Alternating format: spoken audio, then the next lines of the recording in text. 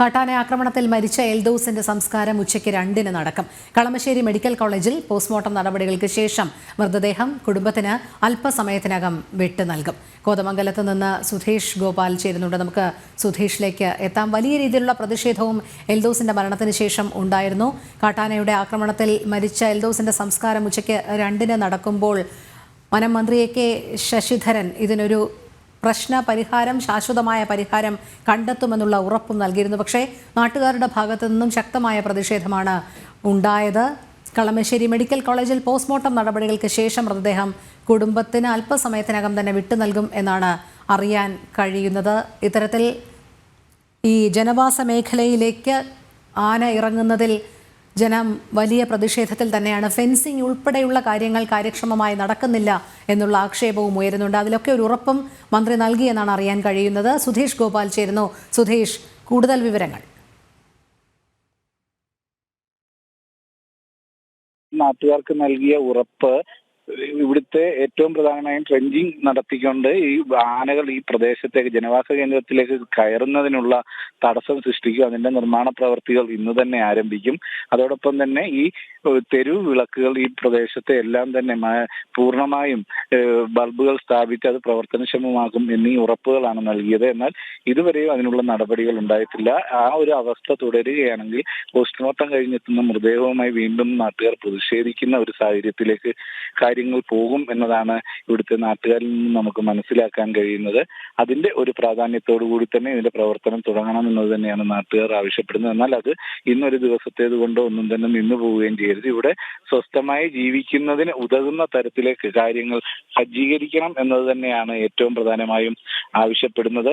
ഈ ഒരു സാഹചര്യം നിലനിൽക്കുന്നു. ഇവിടെ നമുക്കറിയാം, ഈ പ്രദേശത്ത് ഇതിനു മുൻപും സമാനമായ രീതിയിൽ കാട്ടാനകളുടെ വലിയ ആക്രമണവും പ്രശ്നങ്ങളും ഉണ്ടായിട്ടുള്ളതാണ്. എന്നാൽ ഇതിനൊന്നും ഒരു ശാശ്വത പരിഹാരം കാണുന്നതിനുള്ള ഒരു നടപടി. അതെ, തീർച്ചയായും സുധീഷ്, പ്രധാനമായും ഉയരുന്ന വിമർശനവും അതുതന്നെയാണ്.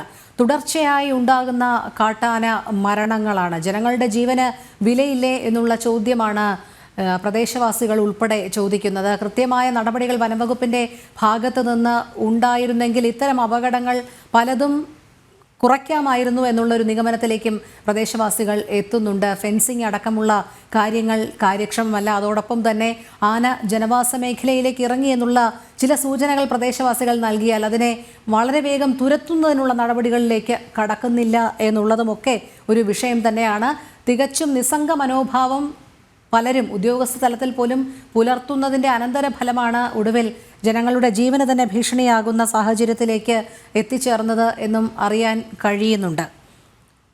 എന്തായാലും എൽദോസിൻ്റെ മരണം പോസ്റ്റ്മോർട്ടം നടപടിക്രമങ്ങൾ പൂർത്തിയാക്കിയതിന് ശേഷം അല്പസമയത്തിനകം തന്നെ മൃതദേഹം വിട്ടു നൽകുമെന്നാണ് അറിയാൻ കഴിയുന്നത്.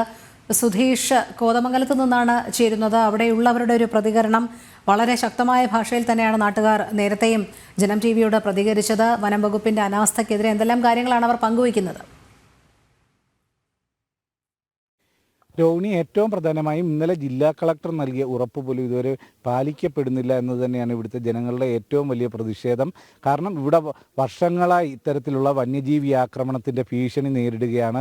സ്വൈര്യജീവിതം ഇവിടുത്തെ നാട്ടുകാർക്ക് നഷ്ടപ്പെട്ട് അവരുടെ ഭൂമിക്കും സ്വത്തിനും ജീവനും ഒന്നും തന്നെ ഒരു സംരക്ഷണവും ഇല്ലാത്ത ഒരു സാഹചര്യമാണ് നിലനിൽക്കുന്നത്. കൃഷിയിടങ്ങളെല്ലാം തന്നെ കൃഷികൾ പൂർണ്ണമായി നശിക്കുന്നു. ഇപ്പോൾ ജീവൻ നഷ്ടപ്പെടുന്ന സംഭവങ്ങൾ ആവർത്തിച്ചുണ്ടാകുന്നു. നേരത്തെ സന്തോഷ് എന്നൊരു യുവാവ് തൊട്ടടുത്ത ആദിവാസി ഊരിൽ കൊല്ലപ്പെട്ടിരുന്നു ആ കാട്ടാനയുടെ ആക്രമണത്തിൽ. ഇന്നലെ സമാനമായ രീതി എൽദോ എന്ന ചെറുപ്പക്കാരനും മരണപ്പെടുന്നു. ഈ സംഭവങ്ങളൊക്കെ ഉണ്ടായിട്ടും ഇന്നലത്തെ കടുത്ത ജനങ്ങളുടെ പ്രതിഷേധം കൊണ്ടാണ് ഇന്നലെ ജില്ലാ കളക്ടർ നേരിട്ട് ഇവിടെ എത്തുകയും അതിനുള്ള നാട്ടുകാരുടെ ആവശ്യങ്ങൾ അംഗീകരിച്ചുകൊണ്ടുള്ള വാഗ്ദാനങ്ങൾ നൽകുകയും ചെയ്തു. അതിൽ ഏറ്റവും പ്രധാനമായും ട്രെഞ്ചിങ് ഇന്ന് രാവിലെ തന്നെ ഇവിടെ ആരംഭിച്ചുകൊണ്ട് കാട്ടാന ഈ ജനവാസ കേന്ദ്രത്തിലേക്ക് കയറുന്നത് തടയാനുള്ള സംവിധാനം ഒരുക്കുമെന്നാണ് പറഞ്ഞത്. എന്നാൽ ഇതുവരെയും അതിന് നടപടിയായിട്ടില്ല എന്ന് ജനങ്ങൾ പരിതപിക്കുന്നു. അതോടൊപ്പം തന്നെയാണ് തെരുവ് വിളക്കുകൾ തെളിയിക്കുന്നതിനുള്ള സംവിധാനം.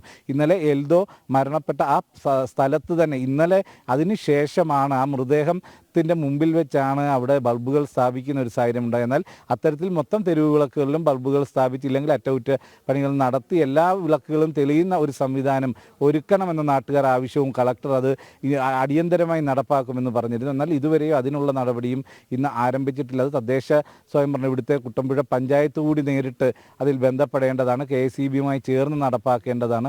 അതിനും നടപടിയില്ല എന്ന ആക്ഷേപം നിലനിൽക്കുന്നു. ഈ ഒരു സാഹചര്യം തുടർന്നാൽ ഇന്ന് പോസ്റ്റ്മോർട്ടം കഴിഞ്ഞ് ഇപ്പോൾ മൃതദേഹം കളമശ്ശേരിയിൽ നിന്നും ബന്ധുക്കൾക്ക് വിട്ടു നൽകിയിട്ടുണ്ട്. ആ മൃതദേഹവുമായി ഇവിടെ എത്തി വീണ്ടും ഒരു പ്രതിഷേധം ഇന്നലെ രാത്രി ഏതാണ്ട് 2 മണിവരെ നീണ്ടതിന് സമാനമായ, ഇല്ലെങ്കിൽ അതിലും ശക്തമായ ഒരു പ്രതിഷേധത്തിലേക്ക് കാര്യങ്ങൾ എത്താനുള്ള സാധ്യതയും നിലനിൽക്കുകയാണ്. ഇപ്പോൾ ഇവിടുത്തെ ജനങ്ങൾക്ക് തന്നെ ഇതിലുള്ള ഒരു എന്താണ് പ്രതികരണം എന്നറിയാം. ചേട്ടാ, ഇപ്പോഴത്തെ ഈ സമീപനം, ഇവിടുത്തെ ജനങ്ങളോടുള്ള സമീപനത്തിൽ എന്താണ് നാട്ടുകാരെന്ന നിലയ്ക്ക് പറയാനുള്ളത്? നാട്ടുകാരൊക്കെ ഇവിടെ ജീവൻ ഉപേക്ഷിച്ചുള്ള ജീവിതമാണ് ഇവിടുത്തെ ജീവിതം. ജീവനങ്ങ് മാറ്റി വെച്ചാൽ ഈ ആൾക്കാരെല്ലാം ഇവിടെ ഉള്ളവരെല്ലാം ജീവിക്കും, പോകുമ്പോൾ ജീവിക്കാതിരിക്കാൻ പറ്റില്ലോ, പോകാതിരിക്കാൻ പറ്റില്ലോ. ഉള്ള മാടത്തിൽ പോയി അന്തി ഉറങ്ങാൻ വേണ്ടി അവർ ജീവനം പോകണമെങ്കിൽ പോട്ടഞ്ചേരി രണ്ടും കൽപ്പിച്ച് അങ്ങ് പോകണു വന്നു. അത്രയുള്ള ഒരു കാര്യങ്ങൾ ഇന്നലെ കളക്ടർ പറഞ്ഞ കാര്യങ്ങൾ, അതിന് ഇന്ന് രാവിലെ ട്രെഞ്ചിങ് ആരംഭിക്കുമെന്ന് പറഞ്ഞു. പക്ഷേ ഈ പ്രദേശത്തേക്ക് അതിൻ്റെ ഒരു ആരംഭിച്ചു എന്നാണ് രാവിലെ വാർത്തയിൽ ഇവിടെ കണ്ടത്. ഞങ്ങൾക്ക് രാവിലെ TV ഓൺ ചെയ്തപ്പോഴേ കണ്ടത് ഇവിടെ ആരംഭിച്ചു എന്നും പറഞ്ഞാൽ കണ്ടത്. ഇതുവരെ ഞങ്ങളും ആരംഭം കാണാനായിട്ട് വന്നവരാ, ഇതൊന്നും കണ്ടിട്ടില്ല. സുധീഷ്